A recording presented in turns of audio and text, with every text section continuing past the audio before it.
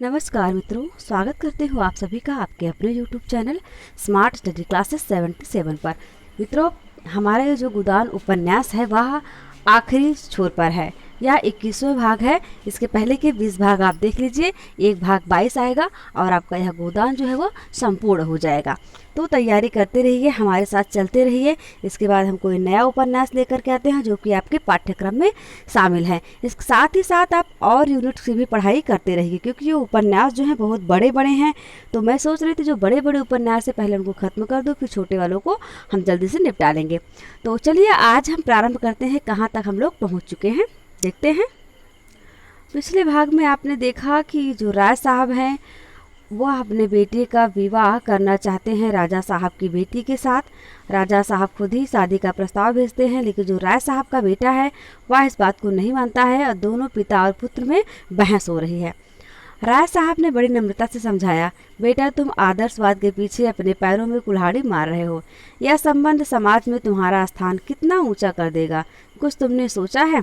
इसे ईश्वर की प्रेरणा समझो। उस कुल की कोई दरिद्र कन्या भी मुझे मिलती तो मैं अपने भाग्य को सराहता। यह तो राजा सूर्य प्रताप की कन्या है जो हमारे सिरमौर हैं। मैं उसे रोज देखता हूँ, तुमने भी देखा होगा। रूप गुण शील स्वभाव में ऐसी युवती मैंने आज तक नहीं देखी। मैं तो 4 दिन का और मेहमान हूँ, तुम्हारे सामने सारा जीवन पड़ा है। मैं तुम्हारे ऊपर दबाव नहीं डालना चाहता। तुम जानते हो विवाह के विषय में मेरे विचार कितने उदार हैं, लेकिन मेरा यह भी तो धर्म है कि अगर तुम्हें गलती करते देखूं तो चेतावनी दे दूं। रुद्रपाल ने इसका जवाब दिया, मैं इस विषय में बहुत पहले निश्चय कर चुका हूँ, उसमें अब कोई परिवर्तन नहीं हो सकता। राय साहब को लड़के की जड़ता पर फिर क्रोध आ गया।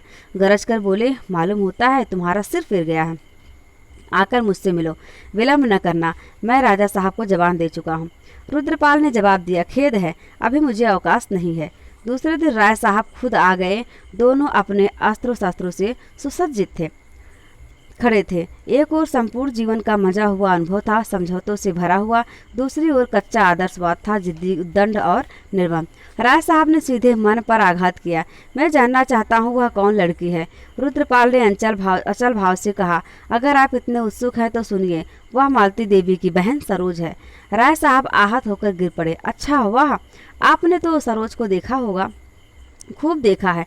तुमने राजकुमारी को देखा है या नहीं? जी हाँ, खूब देखा है। फिर भी मैं रूप को कोई चीज़ नहीं समझता। तुम्हारी अक्ल पर मुझे अफसोस आता है। मालती को जानते हो कैसी औरत है, उसकी बहन क्या कुछ और होगी? रुद्रपाल ने तेवरी चढ़ाकर कहा, मैं इस विषय में आपसे और कुछ नहीं कहना चाहता, मगर मेरी शादी होगी तो सरोज से। मेरे जीते जी कभी नहीं हो सकती, तो आपके बाद होगी। अच्छा, तुम्हारे यह इरादे हैं? और राय साहब की आंखें सजल हो गई, जैसे सारा जीवन उजड़ गया हो। मिनिस्ट्री और इलाका और पद भी सब जैसे बासी फूलों की तरह नीरस निरानंद हो गए हो। जीवन की सारी साधना व्यर्थ हो गई। उनकी स्त्री का जब देहांत हुआ था उनकी उम्र 36 साल से ज़्यादा ना थी। वह विवाह कर सकते थे, भोग विलास का आनंद उठा सकते थे। सभी उनसे विवाह करने के लिए आग्रह कर रहे थे, मगर उन्होंने इन बालकों का मुंह देखा और विधुर जीवन की साधना स्वीकार कर ली। इन्हीं लड़कों पर अपने जीवन का सारा भोग विलास न्यौछावर कर दिया। आज तक अपने हृदय का सारा स्नेह इन्हीं लड़कों को देते चले आए हैं। और आज यह लड़का इतनी निष्ठुरता से बातें कर रहा है मानो उनसे कोई नाता नहीं। फिर वह क्यों जायदाद और सम्मान और अधिकार के लिए जान दे? इन्हीं लड़कों ही के लिए तो वह सब कुछ कर रहे हैं। जब लड़कों को उनका जरा भी लिहाज नहीं तो वह क्यों यह तपस्या करें? उन्हें कौन संसार में बहुत देर रहना है? उन्हें भी आराम से पड़े रहना आता है। उनके और हजारों भाई मूछों पर ताव देकर जीवन का भोग करते हैं और मस्त घूमते हैं। फिर वह भी क्यों ना भोग विलास में पड़ा रहे? उन्हें उस वक्त याद न रहा कि वह जो तपस्या कर रहे हैं वह लड़कों के लिए नहीं बल्कि अपने लिए, केवल यश के लिए नहीं बल्कि इसलिए कि वह कर्मशील हैं और उन्हें जीवित रहने के लिए इसकी जरूरत है। वह विलासी और अकर्मण्य बनकर अपनी आत्मा को संतुष्ट नहीं रख सकते।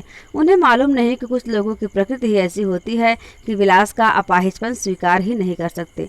वे अपने जिगर का खून पीने ही के लिए बने हैं और मरते दम तक पिए जाएंगे। मगर इस चोट की प्रतिक्रिया भी तुरंत हुई। हम जिनके लिए त्याग करते हैं उनसे किसी बदले की आशा न रखकर भी उनके मन पर शासन करना चाहते हैं, चाहे वह शासन उन्हीं के हित के लिए हो। यद्यपि उस हित को हम इतना अपना लेते हैं कि वह उनका न होकर हमारा हो जाता है। त्याग की मात्रा जितनी ही ज़्यादा होती है वह शासन भावना भी उतनी ही प्रबल होती है, और जब सहसा हमें विद्रोह का सामना करना पड़ता है तो हम क्षुब्ध हो उठते हैं और वह त्याग जैसे प्रतिहिंसा का रूप ले लेता है। राय साहब को यह जिद पड़ गई कि रुद्रपाल का विवाह सरोज के साथ न होने पाए, चाहे इसके लिए उन्हें पुलिस की मदद क्यों न लेनी पड़े, नीति की हत्या क्यों न करनी पड़े। उन्होंने जैसे तलवार खींचकर कहा, हाँ मेरे बाद ही होगी और अभी उसे बहुत दिन है। रुद्रपाल ने जैसे गोली चला दी, ईश्वर करे आप अमर हो, सरोज से मेरा विवाह हो चुका। झूठ, बिल्कुल नहीं, प्रमाण पत्र मौजूद है। राय साहब आहत होकर गिर पड़े। इतनी सतृष्ट हिंसा की आंखों से उन्होंने कभी किसी शत्रु को न देखा होगा। शत्रु अधिक से अधिक उनके स्वार्थ पर आघात कर सकता था, या देह पर या सम्मान पर यह आघात तो उस मर्म स्थल पर था जहाँ जीवन की संपूर्ण प्रेरणा संचित थी। एक आंधी थी जिसने उनका जीवन जड़ से उखाड़ दिया। अब वह सर्वथा अपंग है, पुलिस की सारी शक्ति हाथ में रहते हुए अपंग है। बल प्रयोग उनका अंतिम शस्त्र था, वह शस्त्र उनके हाथ से निकल चुका था। रुद्रपाल बालिग है, सरोज भी बालिग है, और रुद्रपाल अपनी रियासत का मालिक है, उनका उस पर कोई दबाव नहीं। अगर जानते यह लौंडा यूँ विद्रोह करेगा तो इस रियासत के लिए लड़ते ही क्यों। इस मुकदमेबाजी के पीछे 2-2.5 लाख बिगड़ गए, जीवन ही नष्ट हो गया। अब तो उनकी लाज इसी तरह बचेगी कि इस लौंडे की खुशामद करते रहें। उन्होंने जरा बाधा दी और इज्जत धूल में मिली। वह जीवन का बलिदान करके भी अब स्वामी नहीं है। ओह, सारा जीवन नष्ट हो गया, सारा जीवन। रुद्रपाल चला गया था। राय साहब ने कार मंगवाई और मेहता से मिलने चले। मेहता अगर चाहे तो मालती को समझा सकते हैं, सरोज भी उनकी अवहेलना न करेगी। अगर 10-20 हजार रुपए बरखाने से भी यह विवाह रुक जाए तो वह देने को तैयार थे। उन्हें उस स्वार्थ के नशे में यह बिल्कुल ख्याल न रहा कि मेहता के पास ऐसा प्रस्ताव लेकर जा रहे हैं जिस पर मेहता की हमदर्दी कभी उनके साथ न होगी। मेहता ने सारा वृत्तांत सुनकर उन्हें बनाना शुरू किया। गंभीर मुंह बनाकर बोले, यह तो आपकी प्रतिष्ठा का सवाल है। राय साहब भाप न सके, उछल कर बोले, जी हाँ, केवल प्रतिष्ठा का। राजा सूर्य प्रताप सिंह को तो आप जानते हैं, मैंने उनकी लड़की को भी देखा। सरोज उनके पाँव की धूल भी नहीं है, मगर इस लौंडे की अक्ल पर पत्थर पड़ गया है। तो मारिए गोली, आपको क्या करना है, वही पछताएगा। यही तो नहीं देखा जाता मेहता जी, मिलती हुई प्रतिष्ठा नहीं छोड़ी जाती। मैं इस प्रतिष्ठा पर अपनी आधी रियासत कुर्बान करने को तैयार हूँ। आप मालती देवी को समझा दें तो काम बन जाए। इधर से इनकार हो जाए तो रुद्रपाल सिर पीट कर रह जाएगा और यह नशा 10-5 दिन में आप उतर जाएगा। यह प्रेम रोग कुछ नहीं, केवल सनक है। लेकिन मालती बिना कुछ रिश्वत लिए मानेगी नहीं। आप जो कुछ कहिए मैं उसे दूंगा। वह चाहे तो मैं उसे यहाँ के डफरिन हॉस्पिटल का इंचार्ज बना दूँ। मान लीजिए वह आपको चाहे तो आप राजी होंगे। जब से आपको मिनिस्ट्री मिली है आपके विषय में उसकी राय जरूर बदल गई होगी। राय साहब ने मेहता के चेहरे की तरफ देखा, उस पर मुस्कुराहट की रेखा नजर आई। समझ गए, व्यथित स्वर में बोले, आपको भी मुझसे मजाक करने का यही अवसर मिला। मैं आपके पास इसलिए आया था, मुझे यकीन था आप मेरी हालत पर विचार करेंगे, मुझे उचित राय देंगे और आप मुझे बनाने लगे। जिसके दांत नहीं दुखे वह दांतों का दर्द क्या जाने। मेहता ने गंभीर स्वर से कहा, क्षमा कीजिएगा, आप ऐसा प्रश्न ही लेकर आए हैं कि उस पर गंभीर विचार करना मैं हास्यास्पद समझता हूँ। आप अपनी शादी के जिम्मेदार हो सकते हैं, लड़के की शादी का दायित्व तो आप क्यों अपने ऊपर लेते हैं, खासकर जब आपका लड़का बालिग है और अपना नफा नुकसान समझता है। कम से कम मैं तो शादी जैसे महत्व के मामले में प्रतिष्ठा का कोई स्थान नहीं समझता। प्रतिष्ठा धन से होती तो राजा साहब उस नंगे बाबा के सामने घंटों गुलामी की तरह हाथ बांधे न खड़े रहते। मालूम नहीं कहाँ तक सही है, पर राजा साहब अपने इलाके के दरोगा तक को सलाम करते हैं। इसे आप प्रतिष्ठा कहते हैं? लखनऊ में आप किसी दुकानदार, किसी आहलकार, किसी राहगीर से पूछिए, उनका नाम सुनकर गालियां ही देगा। इसी को आप प्रतिष्ठा कहते हैं? जाकर आराम से बैठिए, सरोज से अच्छी वधू आपको बड़ी मुश्किल से मिलेगी। राय साहब ने आपत्ति भाव से कहा, बहन तो मालती ही की है। मेहता ने गर्म होकर कहा, मालती की बहन होना क्या अपमान की बात है? मालती को आपने जाना नहीं और न जानने की परवाह की। मैंने भी यही समझा था, लेकिन अब मालूम हुआ कि वह आग में पड़कर चमकने वाली सच्ची धातु है। वह उन वीरों में है जो अवसर पड़ने पर अपने जौहर दिखाते हैं और तलवार घुमाते नहीं चलते। आपको मालूम है खन्ना की आजकल क्या दशा है? राय साहब ने सहानुभूति के भाव से सिर हिलाकर कहा, सुन चुका हूँ और बार बार इच्छा हुई कि उनसे मिलूं, लेकिन फुर्सत न मिली। जब मिल में आग लगना उनके सर्वनाश का कारण हो गया। जी हाँ, अब वह एक तरह से दोस्तों की दया पर अपना जीवन निर्वाह कर रहे हैं। उस पर गोविंदी महीनों से बीमार है। उसने खन्ना पर अपने को बलिदान कर दिया। उस पशु पर जिसने हमेशा उसे जलाया अब वह मर रही है और मालती रात की रात उसके सिरहाने बैठी रह जाती है। वही मालती जो किसी राजा रईस से 500 फीस पाकर भी रात भर न बैठेगी। खन्ना के छोटे बच्चों को पालने का भार भी मालती पर है। यह मातृत्व उसमें कहाँ सोया हुआ था मालूम नहीं। मुझे तो मालती का यह स्वरूप देखकर अपने भीतर श्रद्धा का अनुभव होने लगा। हालांकि आप जानते हैं मैं घोर जड़वादी हूँ और भीतर के परिष्कार के साथ उसकी छवि में भी देवत्व की झलक आने लगी है। मानवता इतनी बहुरंगी और इतनी समर्थ है, इसका मुझे प्रत्यक्ष अनुभव हो रहा है। आप उनसे मिलना चाहें तो चलिए, इसी बहाने मैं भी चला चलूँगा। राय साहब ने स्निग्ध भाव से कहा, जब आप ही मेरे दर्द को नहीं समझ सके तो मालती देवी क्या समझेंगी। मुफ्त में शर्मिंदगी होगी, मगर आपको पास जाने के लिए किसी बहाने की जरूरत क्यों। मैं तो समझता था आपने उनके ऊपर अपना जादू डाल दिया है। मेहता ने हसरत भरे मुस्कुराहट के साथ जवाब दिया, यह बात अब स्वप्न हो गई। अब तो कभी उनके दर्शन भी नहीं होते, उन्हें अब फुर्सत भी नहीं रहती। 2-4 बार गया मगर मुझे मालूम हुआ मुझसे मिलकर वह कुछ खुश नहीं हुई। तब से जाते झेपता हूँ। हाँ, खूब याद आया, आज महिला व्यायामशाला का जलसा है, आप चलेंगे।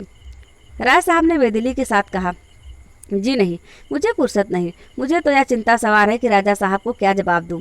मैं उन्हें वचन दे चुका हूँ। यह कहते हुए वह उठ खड़े हुए और मंद गति से द्वार की ओर चले। जिस गुत्थी को सुलझाने आए थे वह और भी जटिल हो गई। अंधकार और भी असूझ हो गया। मेहता ने कार तक आकर उन्हें विदा किया। राय साहब सीधे अपने बंगले पर आए और दैनिक पत्र उठाया था कि मिस्टर तनखा का कार्ड मिला।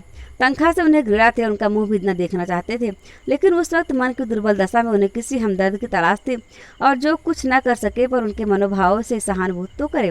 तुरंत बुला लिया।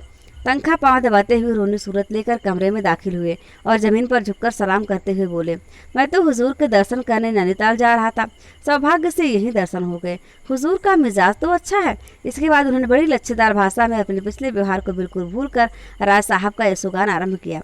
ऐसी होम मेंबरी कोई क्या करेगा, जिधर देखिए हुजूर ही के चर्चे हैं। यह पद हुजूर ही को शोभा देता है। राय साहब मन में सोच रहे थे, यह आदमी भी कितना बड़ा धूर्त है। अपनी गरज पड़ने पर गधे को दादा कहने वाला। पहले सिरे का बेवफा और निर्लज, मगर उन्हें उन पर क्रोध न आया, दया आई। पूछा, आजकल आप क्या कर रहे हैं। कुछ नहीं हुजूर, बेकार बैठा हूँ। इसी उम्मीद से आपकी खिदमत में हाजिर होने जा रहा था कि अपने पुराने खादमों पर निगाह रहे। आजकल बड़ी मुश्किल में पड़ा हुआ हूँ हुजूर। राजा सूर्य प्रताप सिंह को तो हुजूर जानते हैं, अपने सामने किसी को नहीं समझते। एक दिन आपकी निंदा करने लगे, मुझसे न सुना गया। मैंने कहा, बस कीजिए महाराज, राज साहब मेरे स्वामी हैं और मैं उनकी निंदा नहीं सुन सकता। बस इसी बात पर बिगड़ गए। मैंने भी सलाम किया और घर चला आया। मैंने साफ कह दिया, आप कितना ही ठाट बाट दिखाएं, पर राय साहब की जो इज्जत है वह आपको नसीब नहीं हो सकती। इज्जत ठाठ से नहीं होती, लियाकत से होती है। आप में जो लियाकत है वह तो दुनिया जानती है। राय साहब ने अपने किया, आपने तो सीधे घर में आग लगा दी। तनखा ने अकड़ कर कहा, मैं तो हुजूर साहब कहता हूँ, किसी को अच्छा लगे या बुरा। जब हुजूर के कदमों को पकड़े हुए हूँ तो किसी से क्यों डरूँ। हुजूर कहते नाम से जलते हैं, जब देखे हुजूर की बदगोई। जब से आप मिनिस्टर हुए हैं उनकी छाती पर सांप लौट रहा है। मेरी सारी की सारी मजदूरी सांप डकार गए। देना तो जानते नहीं हुजूर, आसामियों पर इतना अत्याचार करते हैं कि कुछ न पूछिए। किसी की आबरू सलामत नहीं। दिन दहाड़े औरतों को कार की आवाज़ आई और राजा सूर्य प्रताप सिंह उतरे। राज साहब ने कमरे से निकलकर उनका स्वागत किया और इस सम्मान के बोझ से नत होकर बोले, मैं तो आपकी सेवा में आने वाला ही था। यह पहला अवसर था कि राजा सूर्य प्रताप सिंह ने इस घर को अपने चरणों से पवित्र किया। यह सौभाग्य। मिस्टर तनखा भीगी बिल्ली बने बैठे हुए थे। राजा साहब यहाँ? क्या इधर इन दोनों महाशयों में दोस्ती हो गई है? उन्होंने राय साहब की ईर्ष्याग्नि को उत्तेजित करके अपना हाथ सेकना चाहा था, मगर नहीं। यहाँ राजा साहब यहाँ मिलने के लिए आप भले ही गए हों, मगर दिलों में जो जलन है वह तो कुम्हार के आवे की तरह इस ऊपर के लेप थोप से बुझने वाले नहीं। राजा साहब ने सिगार जलाते हुए तनखा की ओर कठोर आंखों से देखकर कहा, तुमने तो सूरत ही नहीं दिखाई मिस्टर तनखा। मुझसे उस दावत के सारे रुपए वसूल कर लिए और होटल वालों को एक पाई न दी थी। वह मेरा सिर खा रहे हैं। मैं इसे विश्वासघात समझता हूँ। मैं चाहूँ तो अभी तुम्हें पुलिस में दे सकता हूँ। यह कहते उन्होंने राज साहब को संबोधित करके कहा, ऐसा बेईमान आदमी मैंने नहीं देखा। राय साहब, मैं सत्य कहता हूँ, मैं कभी आपके मुकाबले में न खड़ा होता, मगर इसी शैतान ने मुझे बहकाया और मेरे 1 लाख रुपए बर्बाद कर दिए। बंगला खरीद लिया, साहब कार खरख ली, एक वेश्या से आसनाई भी कर रखी है, पूरे रईस बन गए और अब दगाबाजी शुरू की है। रईसों की शान निभाने के लिए रियासत चाहिए। आपकी रियासत अपने दोस्तों की आंख में धूल झोंकना है। राय साहब ने तनखा की ओर तिरस्कार की आंखों से देखा और बोले, आप चुप क्यों हो मिस्टर तनखा, कुछ जवाब दीजिए। राय साहब ने तो आपका सारा मेहनताना दबा लिया है इसका कोई जवाब आपके पास? आप कृपा करके यहाँ से चले जाइए और खबरदार फिर कभी अपनी सूरत न दिखाइएगा। दो भले आदमियों में लड़ाई लगाकर अपना उल्लू सीधा करना बेपूंजी का रोजगार है, मगर इसका घाटा और नफा दोनों ही जान जोखिम है, समझ लीजिए। तनखा ने ऐसा सिर गड़ाया कि फिर न उठाया। धीरे से चले गए जैसे कोई चोर कुत्ता मालिक के अंदर आ जाने पर दबक कर निकल जाए। जब वह चले गए तो राजा साहब ने पूछा, मेरी बुराई करता होगा? जी हाँ, मगर मैंने भी खूब बनाया। शैतान है पूरा, बाप बेटे में लड़ाई करवा दे, मियाँ बीबी में लड़ाई करवा दे, इस फन में उस्ताद है। खैर आज बच्चा को अच्छा सबक मिल गया। इसके बाद रुद्रपाल के विवाह की बातचीत शुरू हुई। राय साहब के प्राण सूखे जा रहे थे, मानो उन पर कोई निशाना बांधा जा रहा। कहाँ छिप जाएं, कैसे कहें कि रुद्रपाल पर उनका कोई अधिकार नहीं रहा। मगर राजा साहब को परिस्थिति का ज्ञान हो चुका था। राय साहब को अपनी तरफ से कुछ न कहना पड़ा, जान बच गई। उन्होंने पूछा, आपको इसकी क्यों कर खबर हुई? अभी अभी रुद्रपाल ने लड़की के नाम एक पत्र भेजा है जो उसने मुझे दे दिया। आजकल के लड़कों में और तो कोई खूबी नजर नहीं आती, बस स्वच्छंदता की सनक सवार है। सनक तो है ही, मगर इसकी दवा मेरे पास है। मैं इस छोकरी को ऐसा गायब कर दूं कि कहीं पता न लगेगा। 10-5 दिन में यह सनक ठंडी हो जाएगी। समझाने से कोई नतीजा नहीं। राय साहब कांप उठे। उनके मन में भी इस तरह की बात आई थी, लेकिन उन्होंने उसे आकार न लेने दिया था। संस्कार दोनों व्यक्तियों में एक से थे। गुफावासी मनुष्य दोनों ही व्यक्तियों में जीवित था। राय साहब ने उसे ऊपरी वस्त्रों से ढक दिया था। राजा साहब में वह नग्न था।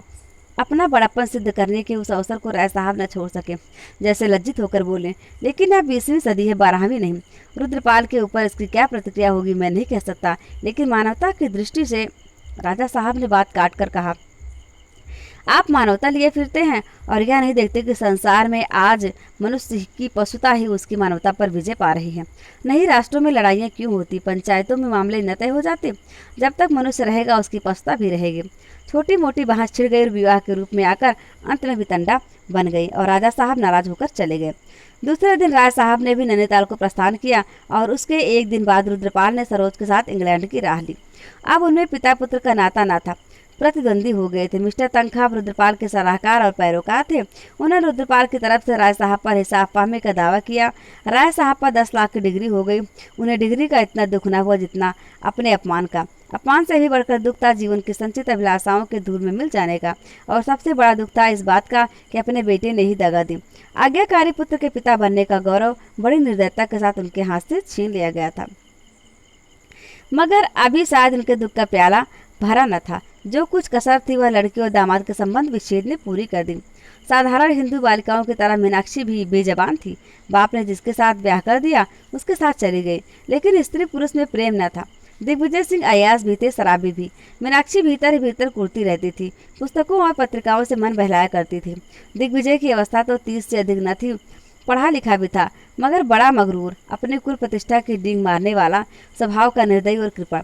गांव की नीच जाति की बहु बेटियों पर डोरे डाला करता था। सोहबत भी नीचों की थी, जिनकी खुशामद में उसे और भी खुशामद पसंद बना दिया था। मीनाक्षी ऐसे व्यक्ति का सम्मान दिल से न कर सकती थी। फिर पत्रों में स्त्रियों के अधिकारों की चर्चा पढ़ पढ़कर उसकी आंखें खुलने लगी थी। वह जनाना क्लब में आने जाने लगी। वहाँ कितनी ही शिक्षित ऊंचे कुल की महिलाएं आती थीं। उनमें वोट और अधिकार और स्वाधीनता की नारी जागृति की खूब चर्चा होती थी, जैसे पुरुषों के विरुद्ध कोई षड्यंत्र रचा जा रहा हो। अधिकतर वही देवियाँ थीं जिनकी अपने पुरुषों से न पटती थी, जो नई शिक्षा पाने के कारण पुरानी मर्यादाओं को तोड़ डालना चाहती थी। कई युवतियाँ भी थीं जो डिग्रियाँ ले चुकी थीं और विवाहित जीवन को आत्मसम्मान के लिए घाटा समझकर नौकरियों की तलाश में थी। उन्हीं में एक मिस सुल्तान थी जो विलायत से बार एटला होकर आई थी और यहाँ प्रधानशील महिलाओं को कानूनी सलाह देने का व्यवसाय करती थी। उन्हीं की सलाह से मीनाक्षी ने पति पर गुजारे का दावा किया। वह अब उसके घर में न रहना चाहती थी। गुजारे की मीनाक्षी को जरूरत न थी, मैके में वह बड़े आराम से रह सकती थी, मगर वह दिग्विजय सिंह के मुख में कालिक लगाकर यहाँ से जाना चाहती थी। दिग्विजय सिंह ने उस पर उल्टा बदचलनी का आक्षेप लगाया। राय साहब ने इस कला को शांत करने की भरसक बहुत चेष्टा की, पर मीनाक्षी पति की सूरत भी नहीं देखना चाहती थी। यद्यपि दिग्विजय सिंह का दावा खारिज हो गया और मीनाक्षी ने उस पर गुजारे की डिग्री पाई, मगर यह अपमान उसके जिगर में चुभता रहा। वह अलग एक कोठी में रहती थी और समष्टिवादी आंदोलन में प्रमुख भाग लेती थी। पर वह जलन शांत न होती थी। एक दिन वह क्रोध में आकर हंटर लिए दिग्विजय सिंह के बंगले पर पहुंची। सोहदे जमा थे और वेश्या का नाच हो रहा था। उसने रणचंडी की भांति पिशाचों की इस चंडाल चौकड़ी में पहुंचकर तहलका मचा दिया। हंटर खा खा कर लोग इधर उधर भागने लगे। उसके तेज के सामने वह नीच सोहदे क्या टिकते। जब दिग्विजय सिंह अकेले रह गए तो उसने उन पर सड़ासड़ हंटर जमाने शुरू किए और इतना मारा कि कुंवर साहब बेदम हो गए। वैसे अभी तक कोने में दबकी खड़ी थी। जब उसका नंबर आया, मीनाक्षी हंटर तान कर जमाना ही चाहती थी कि वैसे उनके पैरों पर गिर पड़ी और रोकर बोली, दुल्हन जी आज आप मेरी जान बख्श दें, मैं फिर कभी यहाँ ना आऊँगी। मैं निरपराध हूँ। मीनाक्षी ने उसको घृणा से देखकर कहा, हाँ तू निरपराध है, जानती है ना मैं कौन हूँ, चली जा, अब कभी यहाँ ना आना। हम स्त्रियाँ भोग विलास की चीज़ें हैं ही, तेरा कोई दोष नहीं। वैसे ने उनके चरणों पर सिर रखकर आवेश में कहा, परमात्मा आपको सुखी रखे, जैसा आपका नाम सुनती थी वैसा ही पाया। सुखी रहने से तुम्हारा क्या आशा है, आप जो समझे महारानी जी, नहीं तुम बताओ। वैसा के प्राण नखों में समा गए, कहाँ से कहाँ आशीर्वाद देने चली। जान बच गई थी, चुपके से अपनी राह लेनी चाहिए थी। दुआ देने की सनक सवार हुई। अब कैसे जान बचे। डरती डरती बोली, हुजूर का इकबाल बढ़े नाम बढ़े। मीनाक्षी मुस्कुराई, हाँ ठीक है। वह आकर अपनी कार में बैठी हाकिम जिला के बंगले पर पहुंचकर इस कांड की सूचना दी और अपनी कोठी में चली गई। तब से स्त्री पुरुष दोनों एक दूसरे के खून के प्यासे थे। दिग्विजय सिंह रिवाल्वर लिए उसकी ताक में फिरा करते और वह भी अपनी रक्षा के लिए दो पहलवान ठाकुरों को अपने साथ लिए रहती थी। और राय साहब ने सुख का जो स्वर्ग बनाया था उसे अपनी जिंदगी से ही ध्वंस होते देख रहे थे और अब संसार से निराश होकर उनकी आत्मा अंतर्मुखी होती जाती थी। अब तक अभिलाषाओं से जीवन के लिए प्रेरणा मिलती रहती थी। उधर का रास्ता बंद हो जाने पर उनका मन आप ही आप भक्ति की ओर झुका, जो अभिलाषाओं से कहीं बढ़कर सत्य था। जिस नई जायदाद के आश्रय कर्ज लिए थे वह जायदाद कर्ज की पूर्ति किए बिना ही हाथ से निकल गई थी और वह बोझ सिर पर लदा हुआ था। मिनिस्ट्री से जरूर अच्छी रकम मिलती थी, मगर वह सारी की सारी उस मर्यादा का पालन करने में ही उड़ जाती थी और राय साहब को अपना राष्ट्रीय ठाट निभाने के लिए वही असामियों पर इजाफा और बेदखली और नजराना करना और लेना पड़ता था, जिससे उन्हें घृणा थी। वह प्रजा को कष्ट न देना चाहते थे, उनकी दशा पर उन्हें दया आती थी, लेकिन अपनी ज़रूरतों से हैरान थे। मुश्किल यह थी कि उपासना और भक्ति में भी उन्हें शांति न मिलती थी। वह मोह को छोड़ना चाहते थे पर मोह उन्हें न छोड़ता था और इस खींचतान में उन्हें अपमान, ग्लानि और अशांति से छुटकारा न मिलता था। और जब आत्मा में शांति नहीं तो देह कैसे स्वस्थ रहती। निरोग रहने का सब उपाय करने पर भी एक नई बाधा गले पड़ी रहती। रसोई में सभी तरह के पकवान बनते पर उनके लिए वही मूंग की दाल और फुलके थे।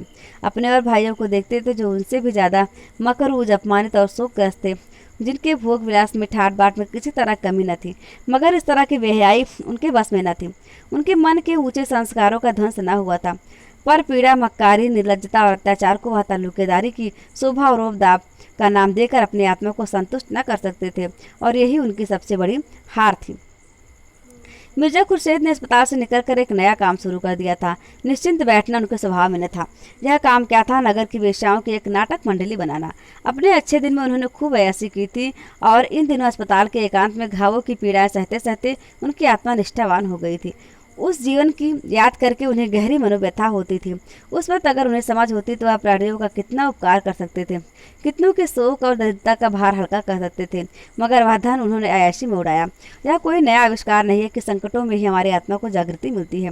बुढ़ापे में कौन अपनी जवानी की भूलों पर दुखी नहीं होता। काश वह समय ज्ञान या शक्ति के संचय में लगाया होता, सुकृतियों का कोष भर लिया होता तो चित्त को कितनी शांति मिलती। वही उन्हें इसका वेदना में अनुभव हुआ कि संसार में कोई अपना नहीं, कोई उनकी मौत आंसू बहाने वाला नहीं। उन्हें रह रह कर जीवन की एक पुरानी घटना याद आती थी। बसरे के एक गांव में जब वह कैंप के मलेरिया से ग्रस्त पड़े थे, एक ग्रामीण बाला ने उनकी तीमारदारी कितने आत्मसमर्पण से की थी। अच्छे हो जाने पर जब उन्होंने रुपये और आभूषणों से उसके एहसानों का बदला देना चाहा था तो उसने किस तरह आंखों में आंसू भर कर सिर नीचा कर लिया था और उन उपहारों को लेने से इनकार कर दिया था। इन नसों की शुश्रूषा में नियम है, व्यवस्था है, सच्चाई है, मगर वह प्रेम कहाँ, वह तन्मयता कहाँ जो इस बाला के अभ्यासहीन अलहड़ सेवाओं में थी। वह अनुराग मूर्ति कब की उनके दिल से मिट चुकी थी। वह उससे फिर आने का वादा करके कभी उसके पास न गए। विलास के उन्माद में कभी उसकी याद ही न आई भी तो उसमें केवल दया थी, प्रेम न था। मालूम नहीं उस बाला पर क्या गुजरी, मगर आजकल उसकी वह आतुर, नम्र, शांत, सरल मुद्रा बराबर उनकी आंखों के सामने फिरा करती थी। काश उससे विवाह कर लिया होता तो आज जीवन जीवन में कितना रस होता और उसके प्रति अन्याय के दुख ने उस संपूर्ण वर्ग को उनके सेवा और सहानुभूति का पात्र बना दिया। जब तक नदी बाढ़ पर थी, उसके गंदले तेज फैले प्रवाह में प्रकाश की किरणें बिखर कर रह जाते थे। अब प्रवाह स्थिर और शांत हो गया था और रश्मियाँ उसकी तह तक पहुँच रही थी। मिर्जा साहब वसंत की शीतल संध्या में अपने झोपड़े के बरामदे में दो बरांगनाओं के साथ बैठे हुए कुछ बातचीत कर रहे थे कि मिस्टर मेहता पहुँचे। मिर्जा ने बड़े तपाक से हाथ मिलाया और बोले, मैं तो आपकी खातिरदारी का सामान लिए आपकी राह देख रहा हूँ। दोनों सुंदरियाँ मुस्कुराई। मेहता कट गए। मिर्जा ने दोनों औरतों को वहाँ से चले जाने का संकेत किया और मेहता को मसनद पर बैठाते हुए बोले, मैं तो खुद आपके पास आने वाला था। मुझे ऐसा मालूम हो रहा है कि मैं जो काम करने जा रहा हूँ वह आपकी मदद के बगैर पूरा न होगा। आप सिर्फ मेरी पीठ पर हाथ रख दीजिए, ललकारते जाइए। हाँ मिर्जा, बढ़े चल पट्टे। मेहता ने हंसकर कहा, आप जिस काम में हाथ लगाएंगे उसमें हम जैसे किताबी कीड़ों की मदद की जरूरत न होगी। आपकी उम्र मुझसे ज़्यादा है, दुनिया भी आपने खूब देखी है और छोटे से छोटे आदमियों पर अपना असर डाल सकने की जो शक्ति आप में है वह मुझ में होती तो मैंने खुदा जाने क्या किया होता। मिर्जा साहब ने थोड़े से शब्दों में अपनी नई स्कीम उनसे बयान की। उनकी धारणा थी कि रूप के बाजार में वही स्त्रियां आती हैं जिन्हें या तो अपने घर में किसी कारण से सम्मानपूर्ण आश्रय नहीं मिलता या जो आर्थिक कष्टों से मजबूर हो जाती हैं। और अगर यह दोनों प्रश्न हल कर दिए जाए तो बहुत कम औरतें इस भांति पतित हों।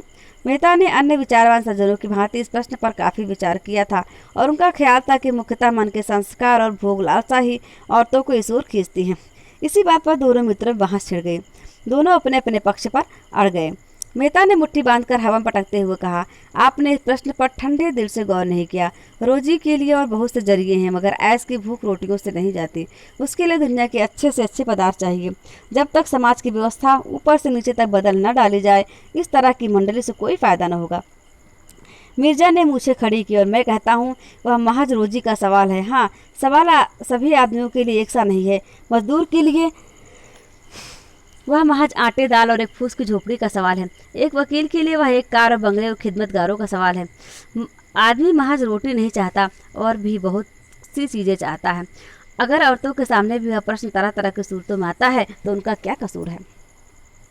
डॉक्टर मेहता अगर जरा गौर करते तो उन्हें मालूम होता कि उनमें और मिर्जा में कोई भेद नहीं, केवल शब्दों का हेरफेर है। पर बांस की गर्मी में गौर करने का धैर्य कहाँ। गर्म होकर बोले, मुआफ कीजिए मिर्जा साहब, जब तक दुनिया में दौलत वाले रहेंगे वेश्याएं भी रहेंगी। मंडली अगर सफल भी हो जाए, हालांकि मुझे उसमें बहुत संदेह है, तो आप 10-5 औरतों से ज़्यादा उसमें कभी न ले सकेंगे, और वह भी थोड़े दिनों के लिए। सभी औरतों में नाट्य करने की शक्ति नहीं होती, उसी तरह जैसे सभी आदमी कभी नहीं हो सकते। और आप भी मान भी ले कि वेश्याएं आपकी मंडली में स्थायी रूप से टिक जाएंगी तो भी बाजार में उनकी जगह खाली न रहेगी। जड़ पर जब तक कुल्हाड़े न चलेंगे, पत्तियां तोड़ने से कोई नतीजा नहीं। दौलत वालों में कभी कभी ऐसे लोग निकल आते हैं तो सब कुछ त्याग कर खुदा की याद में जा बैठते हैं, मगर दौलत का राज बदस्तूर कायम है, उसमें जरा भी कमजोरी नहीं आने पाई। मिर्जा को मेहता की हर धर्मी पर दुख हुआ। इतना पढ़ा लिखा विचारवान आदमी इस तरह की बातें करे। समाज की व्यवस्था क्या आसानी से बदल जाएगी? वह तो सदियों का मामला है। तब तक क्या यह अनर्थ होने दिया जाए, उसकी रोकथाम न की जाए? इन अबलाओं को मर्दों की लिप्सा का शिकार होने दिया जाए? क्यों ना शेर को पिंजरे में बंद कर दिया जाए कि वह दांत और नाखून होते हुए किसी को हानि न पहुंचा सके? क्यों इस वक्त तक चुपचाप बैठा रहा जाए जब तक शेर अहिंसा का व्रत न ले ले? दौलत वाले और जिस तरह चाहे अपनी दौलत उड़ाए, मिर्जा जी को गम नहीं। शराब में डूब जाए, कारों की माला गले में डाल ले, किले बनवाए, धर्मशाला और मस्जिदें खड़ी करें, उन्हें कोई परवाह नहीं। अबलाओं की जिंदगी खराब न करें, यह मिर्जा जी नहीं देख सकते। वह रूप के बाजार को ऐसा खाली कर देंगे कि दौलत वालों के असरफियों पर कोई थूकने वाला भी न मिले।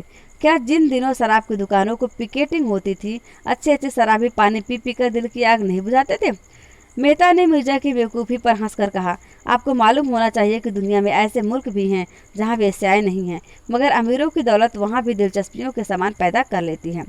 मिर्जा जी भी मेहता की जड़ता पर हंसे। जानता हूँ मेहरबान, जानता हूँ, आपकी दुआ से दुनिया देख चुका हूँ, मगर यह हिंदुस्तान है, यूरोप नहीं है। इंसान का स्वभाव सारी दुनिया में एक सा है, मगर यह भी मालूम रहे कि हर एक कौम में एक ऐसी चीज़ होती है जिसे उसकी आत्मा कह सकते हैं। अस्मत यानी कि सतीत्व हिंदुस्तानी तहजीब की आत्मा है। अपने मुंह मियाँ मिट्ठू बन लीजिए। दौलत की आप इतनी बुराई करते हैं, फिर भी खन्ना की हिमायत करते नहीं करते हैं, न कहिएगा। मेहता का तेज विदा हो गया। नम्र भाव से बोले, मैंने खन्ना की हिमायत उस वक्त की है जब वह दौलत के पंजे से छूट गए हैं, और आजकल उसकी हालत आप देखें तो आपको दया आ जाएगी। और मैं क्या हिमायत करूँगा जिससे अपनी किताबों और विद्यालय से छुट्टी नहीं। ज़्यादा से ज़्यादा सूखी हमदर्दी ही तो कर सकता हूँ। हिमायत की हम इस मालती ने कि खन्ना को बचा लिया। इंसान के दिल की गहराइयों में त्याग और कुर्बानी की कितनी ताकत छिपी होती है, इसका मुझे अब तक तजर्बा न हुआ था। आप भी एक दिन खन्ना से मिलाइए, फूला न समाइएगा। इस वक्त उसे जिस चीज़ की सबसे ज़्यादा ज़रूरत है वह हमदर्दी है। मिर्जा ने जैसे अपनी इच्छा के विरुद्ध कहा, आप कहते हैं तो जाऊँगा। आपके साथ जहन्नुम में जाने में भी मुझे उर्ज नहीं, मगर मिस मालती से तो आपकी शादी होने वाली थी। बड़ी गर्म खबर थी। मेहता ने झेपते हुए कहा, तपस्या कर रहा हूँ, देखिए कब वरदान मिले। अजीब, वह तो आप पर मरती थी। मुझे भी यही वहम हुआ था, मगर जब मैंने हाथ बढ़ाकर उसे पकड़ना चाहा तो देखा वह आसमान में जा बैठी है। उस ऊंचाई तक तो क्या मैं पहुँचूंगा। आरजू मिन्नतें कर रहा हूँ कि नीचे आ जाए। आजकल तो वह मुझसे बोलती भी नहीं। यह कहते हुए मेहता जोर से रोती हुई हंसी हंसे और उठ खड़े हुए।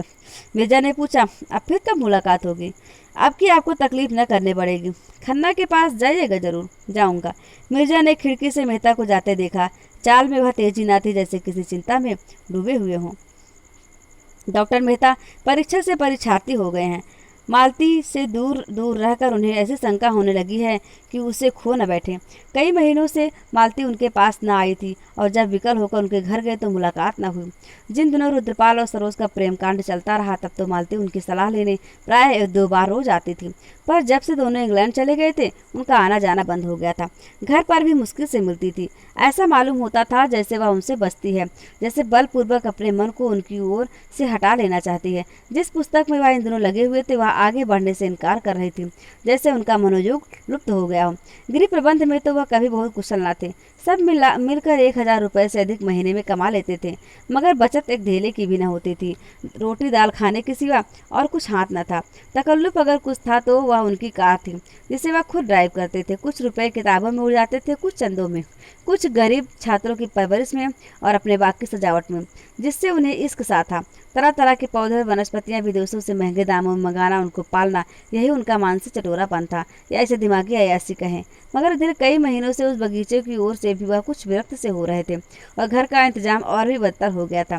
खाते 2 फुलके और खर्च हो जाते 100 से ऊपर। अचकन पुरानी हो गई थी, मगर इसी पर उन्होंने कड़ाके का जाड़ा काट दिया। नई अचकन सिलवाने की तौफीक न हुई थी। कभी कभी बिना घी की दाल खाकर उठना पड़ता। कब घी का कनस्तर मंगवाया था उन्हें याद ही न थी। और महाराज से पूछे भी तो कैसे, वह समझेगा नहीं कि उस पर अविश्वास किया जा रहा है। आखिर एक दिन जब 3 निराशाओं के बाद चौथी बार मालती से मुलाकात हुई और उसने उनकी यह हालत देखी तो उससे न रहा गया। बोली, तुम क्या आपकी जाड़ा यूं ही काट दोगे? यह आजकल पहनते तुम्हें शर्म भी नहीं आती? मालती उनकी पत्नी न होकर भी उनके इतनी समीप थी कि यह प्रश्न उसने उसी सहज भाव से किया जैसे अपने किसी आत्मीय से करती। बेहता ने बिना झेपे हुए कहा, क्या करूं मालती, पैसा तो बचता है नहीं। मालती को अचरज हुआ, तुम 1000 से ज़्यादा कमाते हो और तुम्हारे पास अपने कपड़े बनाने को भी पैसे नहीं। मेरी आमदनी कभी 400 से ज़्यादा न थी, लेकिन मैं उसी से सारी गृहस्थी चलाती हूँ और कुछ बचा लेती हूँ। आखिर तुम क्या करते हो? मैं एक पैसा भी फालतू खर्च नहीं करता, मुझे कोई ऐसा शौक भी नहीं है। अच्छा, मुझसे रुपए ले जाओ और एक जोड़ी अचकन बनवा लो। मेहता ने लज्जित होकर कहा, आपकी बनवा लूँगा, सच कहता हूँ। अब आप यहाँ आए तो आदमी बनकर आए। यह तो बड़ी कड़ी शर्त है। कड़ी सही, तुम जैसों के साथ बिना कड़ाई किए काम नहीं चलता। मगर वहाँ तो संदूक खाली था और किसी दुकान पर बेपैसे जाने का साहस न पड़ता था। मालती के घर जाए तो कौन मुँह लेकर, दिल में तड़प तड़प कर रह जाते थे। एक दिन एक नई विपत्ति आ पड़ी। इधर कई महीने से मकान का किराया नहीं दिया था। 75 रुपये माहवार बढ़ते जाते थे। दुकानदार ने जब बहुत तगाजे करने पर भी रुपए वसूल न कर पाए तो नोटिस दे दी, मगर नोटिस रुपए गढ़ने का कोई जंतर तो है नहीं। नोटिस की तारीख निकल गई और रुपए न पहुँचे। तब तब मकानदार ने मजबूर होकर नालिश कर दी। वह जानता था मेहता जी बड़े सज्जन और परोपकारी पुरुष है, लेकिन इससे ज़्यादा भलमनसी वह क्या करता कि 6 महीने बैठा रहा। मेहता ने किसी तरह की पैरवी न की, एक तरफा डिग्री हो गई। मकानदार ने तुरंत डिग्री जारी कराई और कुर्क अमीर मेहता साहब के पास पूर्व सूचना देने आया, क्योंकि उसका लड़का यूनिवर्सिटी में पढ़ता था और उसे मेहता कुछ वजीफा भी देते थे। संयोग से उस वक्त मालती भी बैठी थी। बोली, कैसी कुर्की है, किस बात की? अमीर ने कहा, वही किराए की जो डिग्री हुई थी। मैंने कहा, हुजूर को इतला दे दूं। 400-500 का मामला है, कौन सी बड़ी रकम है। 10 दिन में भी रुपए दे दीजिएगा तो कोई हर्ज नहीं। मैं महाजन को 10 दिन तक उलझाए रहूँगा। जब अमीन चला गया तो मालती ने तिरस्कार भरे स्वर से पूछा, अब यहाँ तक नौबत पहुँच गई? मुझे आश्चर्य होता है तुम इतने मोटे मोटे ग्रंथ कैसे लिखते हो? मकान का किराया 6 महीने से बाकी पड़ा है और तुम्हें खबर नहीं? मेहता लज्जत से झुकाकर बोले, खबर क्यों नहीं है, लेकिन रुपए बचते ही नहीं। मैं एक पैसा व्यर्थ नहीं खर्च करता। कोई हिसाब किताब भी लिखते हो? हिसाब क्यों नहीं रखता? जो कुछ पाता हूँ वो सब दर्ज करता जाता हूँ। नहीं, इनकम टैक्स वाले जिंदा न छोड़ें। और जो कुछ खर्च करते हो आप, उसका तो कोई हिसाब नहीं रखता। क्यों? कौन लिखे बोझ सा लगता है। और यह पोथे कैसे लिख डालते हो? उसमें कुछ विशेष नहीं करना पड़ता, कलम लेकर बैठ जाता हूँ। हर वक्त खर्च का खाता तो खोलकर नहीं बैठता। तो रुपए कैसे अदा करोगे? किसी से कर्ज ले लूंगा। तुम्हारे पास हो तो दे दो। मैं तो एक ही शर्त पर दे सकती हूँ, तुम्हारी आमदनी सब मेरे हाथों में आए और खर्च भी मेरे हाथ से हो। मेहता प्रसन्न होकर बोले, वाह, अगर यह भार ले लो तो क्या कहना, मूसलो ढोल बजाऊं। मालती ने डिग्री के रुपए चुका दिए और दूसरे ही दिन मेहता को बंगला खाली करने पर मजबूर किया। अपने बंगले में उसने उनके लिए 2 बड़े बड़े कमरे दे दिए। उनके भोजन आदि का प्रबंध भी अपनी ही गृहस्थी में कर दिया। मेहता के पास और सामान तो ज़्यादा ना था, मगर किताबें कई गाड़ी थीं। उनके दोनों कमरे पुस्तकों से भर गए। अपना बगीचा छोड़ने का उन्हें जरूर कलक हुआ, लेकिन मालती ने अपना पूरा अहाता उनके लिए छोड़ दिया और जो फूल पत्तियां चाहे लगाए। मेहता तो निश्चिंत हो गए, लेकिन मालती को उनकी आय व्यय पर नियंत्रण करने में बड़ी मुश्किल का सामना करना पड़ता। उसने देखा आय तो 1000 से ज़्यादा है, मगर वह सारी की सारी गुप्त दान में उड़ जाती है। 20-25 लड़के उन्हीं को वजीफा पाकर विद्यालय में पढ़ रहे हैं। विधवाओं की तादाद भी इससे कम न थी। इस खर्च में कैसे कमी करे उसे यह न सोचता था। सारा दोष उसी के सिर मढ़ा जाएगा, सारा आपस उसी के हिस्से पड़ेगा। कभी मेहता पर झुंझलाती, कभी अपने ऊपर, कभी प्रार्थियों के ऊपर जो एक सरल उदार प्राणी पर अपना भार रखते जरा भी न सोचाते थे। यह देखकर और भी झुंझलाहट होती थी। इन दान लेने वालों में कुछ तो उसके पात्र ही न थे। एक दिन उसने मेहता को आड़े हाथों लिया। मेहता ने उसका आक्षेप सुनकर निश्चित भाव से कहा, तुम्हें अख्तियार है, जिसे चाहे दो, जिसे चाहे न दो। मुझसे पूछने की कोई ज़रूरत नहीं। हाँ, जवाब भी तुम्ही को देना पड़ेगा। मालती ने चिढ़कर कहा, हाँ और क्या? यश तो तुम लो, अपयश मेरे सिर मढ़ो। मैं नहीं समझती तुम किसी तर्क से इस दान प्रथा का समर्थन कर सकते हो। मनुष्य जाति को इस प्रथा ने जितना आलसी मुफ्तखोर बनाया है और उसके आत्मगौरव पर जैसा आघात किया है, उतना अन्याय ने भी न किया होगा।